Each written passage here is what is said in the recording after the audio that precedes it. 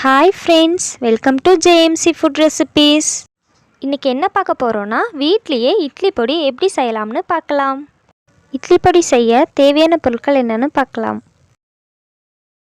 அரிசி 100 கிராம், கடலைப்பருப்பு 50 கிராம், கொள்ளு 50 கிராம், ஜீரகம் 25 கிராம், வரமிளகாய் 6, குருமிளகு 25 கிராம், ஒரு கொத்து கருவேப்பிலை, வெள்ளை உளுந்து 50 கிராம், 1 டேபிள் ஸ்பூன் உப்பு எடுத்திருக்கேன்.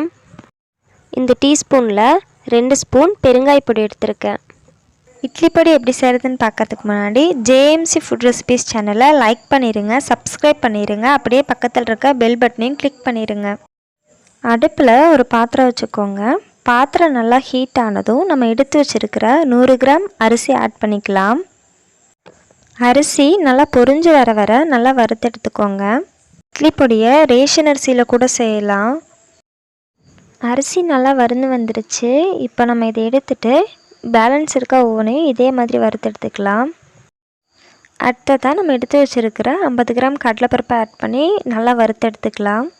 இட்லி பொடிக்கு வறுக்கிற எல்லாத்தையுமே லோ ஃப்ளேம்லேயே வச்சு வருங்க. ஸ்பீடில் வச்சா சீக்கிரமாக கரிஞ்சு போயிடும். கடலைப்பருப்பு நல்லா வறுந்து வந்துடுச்சு. இப்போ நம்ம இதை எடுத்துடலாம். நெக்ஸ்ட்டு நம்ம எடுத்து வச்சுருக்கிற 50 கிராம் கொள்ளு ஆட் பண்ணிக்கலாம்.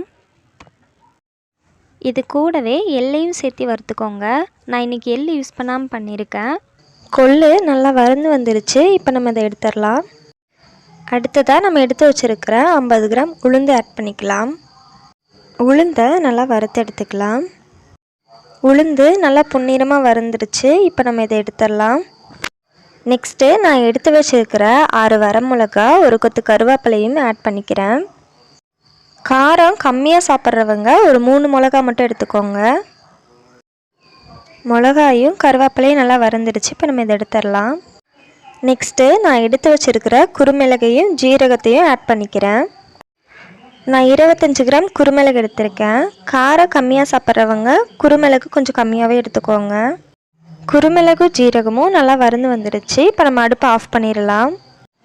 அடுப்பை ஆஃப் பண்ணிவிட்டு பாத்திரத்தோட ஹீட்லேயே நம்ம எடுத்து வச்சுருக்கிற உப்பை ஆட் பண்ணிக்கலாம். இது கூடவே எடுத்து வச்சுருக்க பெருங்காய பொடியை ஆட் பண்ணிக்கலாம்.